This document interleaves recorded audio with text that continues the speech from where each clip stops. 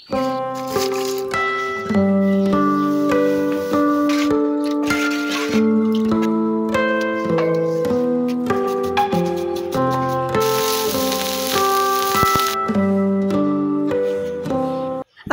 আলাইকুম, সবাই কেমন আছেন? আশা করছি আল্লাহর রহমতে সবাই খুব ভালো আছেন।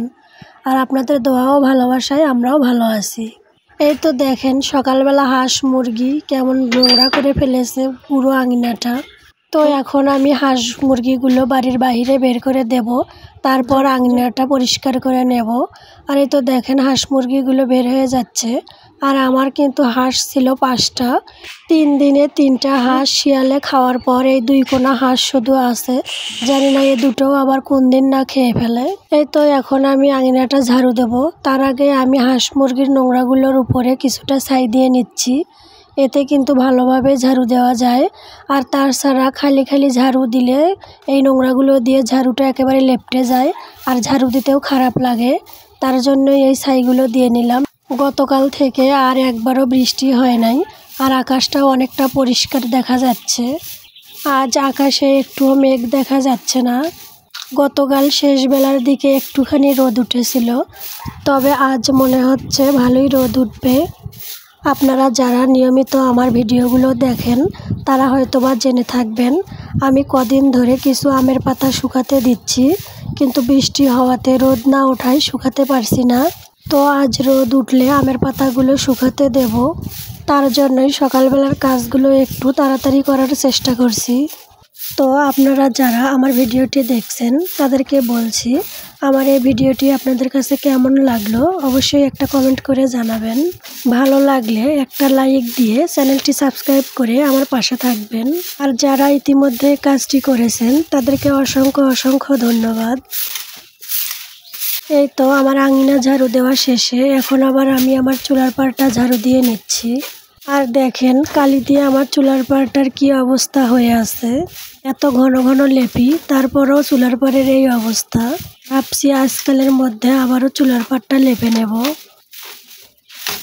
তো এই তো ঝাড়ু দেওয়ার কাজ শেষ করেছি। তারপর রাতের বাসি থালা বাসনগুলো মাজা ঘষা করেছি। তারপর আবার গোয়ালঘরের কাজগুলো করে এখন আবার আসলাম এই মাছগুলো কেটে নেওয়ার জন্য। ধানের জমিতে ঢেল বসিয়ে আমার শ্বশুর বাবা এই মাছগুলো ধরেছেন। বর্ষাকালে আমাদের এদিকে প্রায় অনেক মানুষই ঢেল বসিয়ে এভাবে এই মাছগুলো ধরেন, তবে আজকের মাছগুলো একটু কম। তবে কোনো কোনো দিন আমার সামনে যে বোলটা দেখছেন এই বোলটার অর্ধেক পর্যন্ত মাছ ধরেন। তবে মাছ কম হলেও কিন্তু একবেলার খাওয়াটাও কিন্তু হচ্ছে। শুধু যে এবেলায় মাছ ধরেন তা কিন্তু নয়, দুপুরবেলার দিকেও কিন্তু এতটুক, আবার বিকেলবেলার দিকেও এতটুক। তো এইটুকু করে 3 বেলায় কিন্তু অনেকটা মাছ হয়ে যাচ্ছে। তো আমার মাছ প্রায় ধোয়া শেষ, এখন শুধু লবণ দিয়ে ধুয়ে নিলেই হবে। মাছ কাটা ধোয়া শেষে এখন আমি চুলার পাড়ে আসলাম। আর এই তো দেখুন গত রাতে কিছু ভাত ছিল, সেগুলোই এখন আমি ভাজি করে দিচ্ছি। আসলে গত রাতে আমি একটু বেশি করে ভাত রান্না করেছিলাম ভাত ভাজি করার জন্য। তো ভাজিটা হয়ে গেলে চুলায় ভাত রান্না বসিয়ে এখন আবার আমি মাছ রান্নার জন্য আলু পেঁয়াজ আর মরিচ কেটে নিচ্ছি।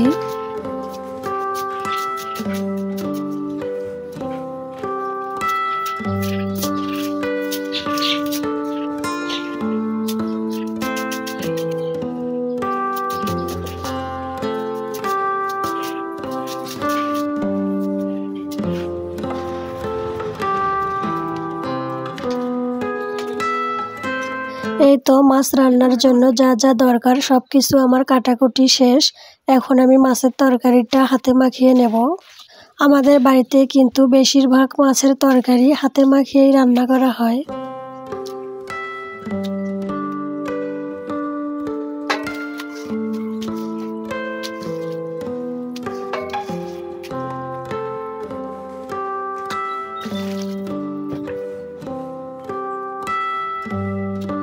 তো ওদিকে আমার মাছের তরকারিটা তৈরি করে নিতে নিতেই এদিকে আবার আমার ভাত রান্না হয়ে গেছে। তো এখন ভাতের পাতিলটা নামিয়ে মাছের তরকারিটা চুলায় বসালাম। তো মাছ রান্নাটা চুলায় বসিয়ে দিয়ে এদিকে আবার লবণ হলুদের কৌটাগুলো, হাঁড়ি পাতিল যা যা কিছু ছিল সব কিছু তুলে পারে নিয়েছি। আর রোদও কিন্তু অনেকটা উঠেছে, সেটা আপনারা আমার চুলার উপরে দেখেই বুঝতে পেরেছেন। তো এই তো দেখুন পাতাগুলোর দিকে কিন্তু এখনও রোদ আসেনি। তো পাতাগুলোর এদিকে যতক্ষণে রোদ আসেনি ততক্ষণে আমি আমার ঘরটা গুছিয়ে নেব। আর ঘরের অবস্থা আপনাদের আর কি বলবো, এই তো দেখুন কি অবস্থা হয়ে আছে। আর আমার তো মনে হয় বর্ষাকালে সবারই একই অবস্থা, ফ্যানের নিচে দড়ি বেঁধে এরকম কাপড় শুকাতে হয়। তো এখন আমি এগুলো গোছগাছ করে নেব। আর ওদিকে কিন্তু আমার তরকারি রান্নাটা এখনও হয় নাই। সকালবেলা কিন্তু আমি বিছানাটা একবার গুছিয়ে নিয়েছিলাম, মাটির বিছানাটা সহ। কিন্তু মেয়েরা আমার ঘরে এসে বালিশগুলো নামিয়ে ঘোড়া বানিয়ে খেলাধুলা করেছে। তো কি করব বলেন, যদি বকাবকি করি তাহলে কান্নাকাটি করে কোলে উঠে বসে থাকবে। তখন আবার আমার কাজগুলো করতে অনেকটা দেরি হয়ে যায়, তার জন্যই আমি কিছু বলি না।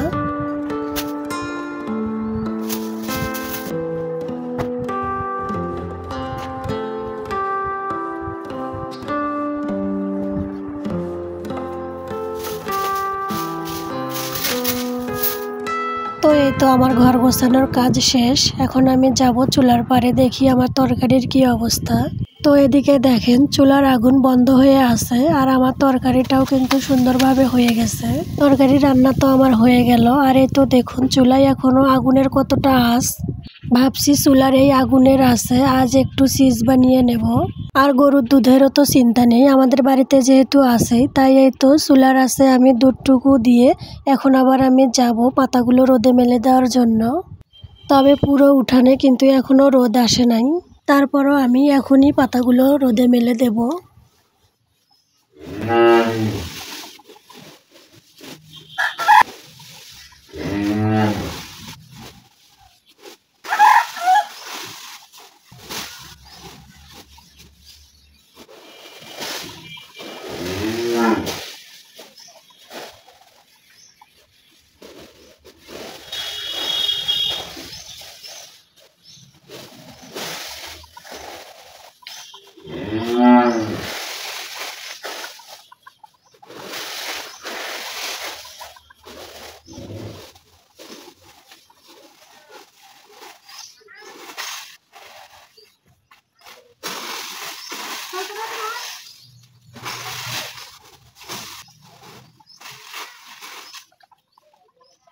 পাতাগুলো তো রোদে মেলে দেওয়া শেষ, কিন্তু রোদ তেমন উঠছে না, একবার উঠছে তো একবার পড়ে যাচ্ছে। আপনারা একটুখানি কান পাতলেই কিন্তু শুনতে পাবেন গরুগুলো হামলাহামলি করছে। এতখানি বেলা হয়েছে, গরুদেরকে এখনো খের দেওয়া হয় নাই, তার জন্যই ওরা ডাকাডাকি করছে। তো এখন আমি গরুদেরকে এই তো খেরগুলো খেতে দেব। ওদিকে কিন্তু দুধগুলো চুলার কাছেই আছে, না জানি আবার দুধগুলো বেশি গরম হয় কিনা।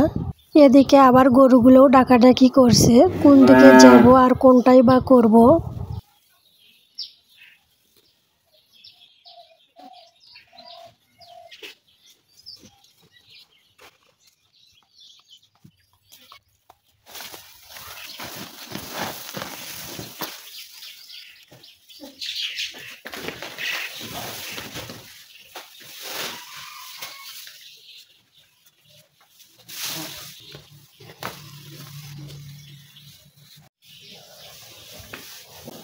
গরুগুলোকে এই তো খেয়ার এনে দিলাম, তো ওরা এখন খেতে থাক। আর এখন আমি যাব চুলার পাড়ে। তো এই তো চুলার পাড়ে এসে দুধটুকু একটু নেড়ে চেড়ে নিয়ে একটু দেখে নিলাম বেশি গরম হয়েছে কিনা, কিন্তু না, যেরকম ঠিক কুসুম গরম দরকার সেরকমই আছে। তো এখন আমি ভিনেগার একটু একটু করে দিয়ে ছানাটা বানিয়ে নিচ্ছি। আর আমি কিন্তু প্রথমবারের মতো চিজ বানাচ্ছি, এর আগে কখনোই বানাইনি। যখন যখন দরকার হয়েছে তখন বাজার থেকে কিনে আনা হয়েছে। একটুখানি ভয় হচ্ছে ভালোভাবে বানাতে পারবো কি না, তার জন্যই।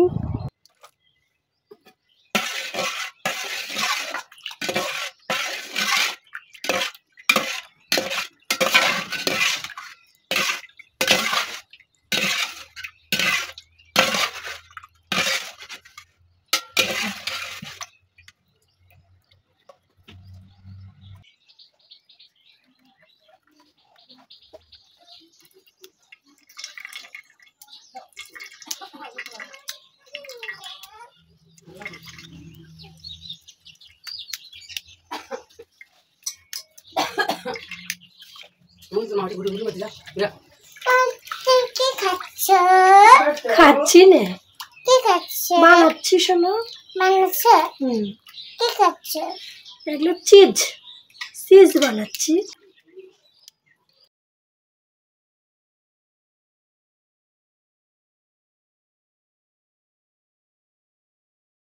এ পর্যন্ত তো সব কিছুই ঠিকঠাকভাবে হলো। এখন আমি পলিতে করে ফ্রিজে রাখবো। তো ফ্রিজ থেকে বের করার পরে দেখব কতটুকু বানাতে পারলাম। আর এই তো কিছুক্ষণ পর ফ্রিজ থেকে বের করে নিলাম চিজটা। আমার মনে হচ্ছে আমি ঠিকভাবে বানাতে পারিনি। আপনারা একটু বলবেন তো কিভাবে বানালে চিজটা একবারে ভালোভাবে হবে। তো ভিডিওটা আর বড় করব না, এখানেই শেষ করে বিদায় নিচ্ছি। আল্লাহ হাফেজ, আসসালামু আলাইকুম।